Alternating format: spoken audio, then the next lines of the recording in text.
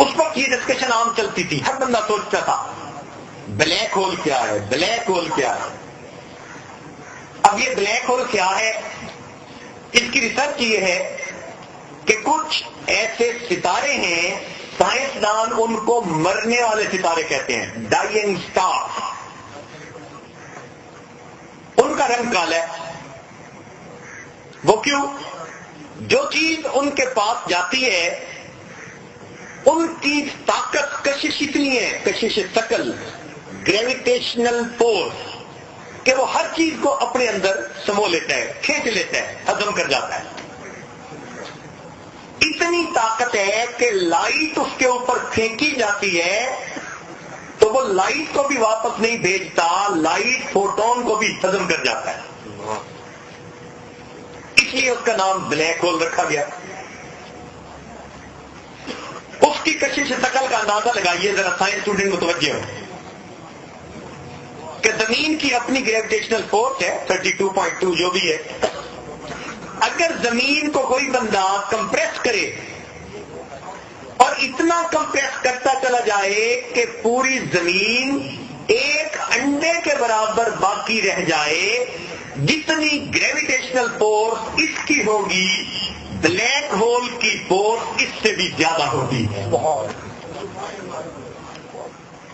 اتنی طاقت ہے اس بلیک ہول کے اندر، اور وہ ہماری گلیکسی میں موجود ہے، ہمارے سولر سسٹم کے باہر موجود ہے۔ سائنسدان بڑے متفکر ہوئے، بھائی یہ کیا بلائیں، چنانچہ ان کے اوپر انہوں نے بڑی اپنی ریسرچ لکھی۔ سب سے پہلی ریسرچ تو یہ سامنے آئی کہ بلیک ہول ایک ایسی چیز ہے where laws of physics and chemistry becomes void، کہ جس کے اندر جا کر جو دنیا کے فزکس اور کیمسٹری کے قانون ہیں وہ کام کرنے چھوڑ دیتے ہیں، وہاں کی دنیا ہی اور ہے۔ پہلی بات تو سائنسدانوں نے یہ لکھی کہ laws of physics and chemistry become void there. اب دوسری بات یہ لکھی کہ جب بھی کوئی میٹل اس میں جاتا ہے، مادہ اس میں جاتا ہے، اٹ وینشز انٹو نتھنگنیس، وہ فنا ہو جاتا ہے۔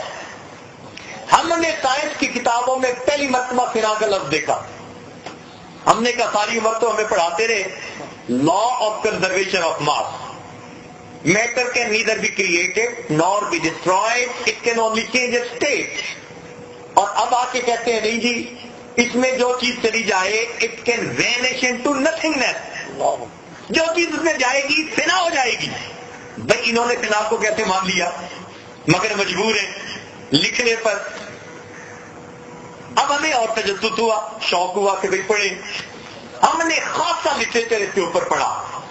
لطف اور مزے کی بات یہ کہ ایک مرتبہ امام نووی رحمۃ اللہ علیہ کی کتاب میں ایک حدیث پاک ہم نے پڑھی جس نے مسئلہ سلجھا دیا۔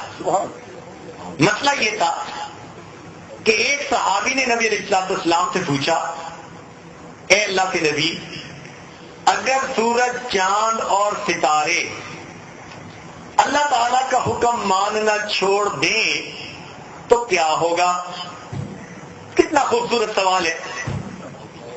اے اللہ کے نبی، اگر سورج، چاند اور ستارے اللہ تعالیٰ کا حکم ماننا چھوڑ دیں تو کیا ہوگا؟ اب اصول یہ ہے کلم الناس علی قدر عقولہم، لوگوں سے ان کی عقلی سطح کے مطابق گفتگو کرو کہ وہ سمجھ سکے۔ چنانچہ نبی علیہ السلام نے آگے جواب دیا، فرمایا کہ اگر سورج، چاند اور ستارے اللہ تعالیٰ کا حکم ماننا چھوڑ دیں گے تو اللہ رب العزت اپنے جانوروں میں سے کوئی جانور ان پر مسلط کر دیں گے، اپنے جانوروں میں سے کوئی جانور ان پر مسلط کر دیں گے جو ان کو ایک لقمہ بنا لے گا۔ یہ بڑی میننگ فل بات ہے، یعنی اتنا بڑا سائز ہوگا اس جانور کا کہ وہ سورج، چاند، ستاروں جیسی چیزوں کو ایک لقمہ بنا لے گا۔ صحابی نے کاؤنٹر کوسچن کیا، اے اللہ کے نبی یہ جانور کہاں ہوتے ہیں؟ نبی علیہ السلام نے جواب دیا یہ اللہ تعالیٰ کی چراگاہوں میں چرتے ہیں، یہ اللہ تعالیٰ کی چراگاہوں میں چرتے ہیں۔ آج دنیا نے ڈھونڈ نکالا کہ وہ جانور کون سے ہیں، چنانچہ سائنسدانوں نے کہا کہ ان بلیک ہولز کو اللہ نے پیدا کیا اس پورے سسٹم کو فکس کرنے کے لیے۔ چنانچہ ہر چیز جو اپنے مدار میں گھوم رہی ہے نا، وہ اس لیے کہ پیچھے اس کے بلیک ہول کا جو میگنیٹ ہے وہ اس کو اپنی جگہ کے اوپر پکا رکھ رہا ہے۔ اگر کوئی چیز اپنی مدار سے، آربٹ سے نکلنے کی کوشش کرے تو وہ ٹینجنٹ بنے گی، اور جہاں ٹینجنٹ بنے گی کوئی نہ کوئی بلیک سٹار اس کو ریسیو کرنے کے لیے موجود ہوگا، اور یہ بلیک ہول اس کو ہضم کر لے گا۔ اللہ تعالیٰ ارشاد فرماتے ہیں لَلشَّمْسُ يَنبَغِي لَهَا أَن تُدْرِكَ الْقَمَرَ وَلَا اللَّيْلُ سَابِقُ النَّهَارِ وَكُلٌّ فِي فَلَكٍ يَسْبَحُونَ۔ سورج کو دیکھ نہیں دیتا، چاند کو پکڑے، چاند سورج کو نہیں پکڑ سکتا، اور سارے کے سارے اپنے اپنے دائرے کے اندر، اور سب کے سب اپنے اپنے دائرے کے اندر گھوم رہے ہیں۔ چنانچہ اپنا اپنا آربٹ ہے، اپنا اپنا مدار ہے، اور یہ کیا ہے؟ کل فی فلک یسبحون، یہ اس میں اللہ کی تسبیح بیان کر رہے ہیں۔ یعنی سورج چاند ستاروں کی عبادت یہ ہے کہ وہ اپنے اپنے دائرے میں گھوم رہے ہیں۔ اگر ان میں سے کوئی لاپرمانی کرے اور اپنے آربٹ سے نکلنے کی کوشش کرے تو جہاں ٹینجنٹ بنے گا کوئی نہ کوئی بلیک ہول آگے اس کی ریسپشن کے لیے موجود ہوگا، جو اس سورج چاند یا ستارے کو ایک لقمہ بنا کر ہمیشہ کے لیے ختم کر دے گا۔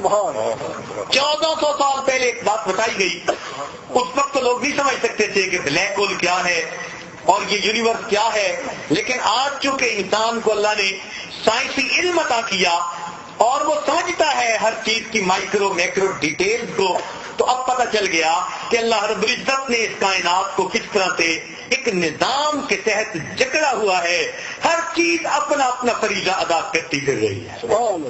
تو جتنا ہم بڑے چیز میں سوچتے چلے جائیں گے اور ڈیٹیل میں جائیں گے تو دل سے آواز آئے گی یقیناً اس کا پیدا کرنے والا کوئی پروردگار ہے۔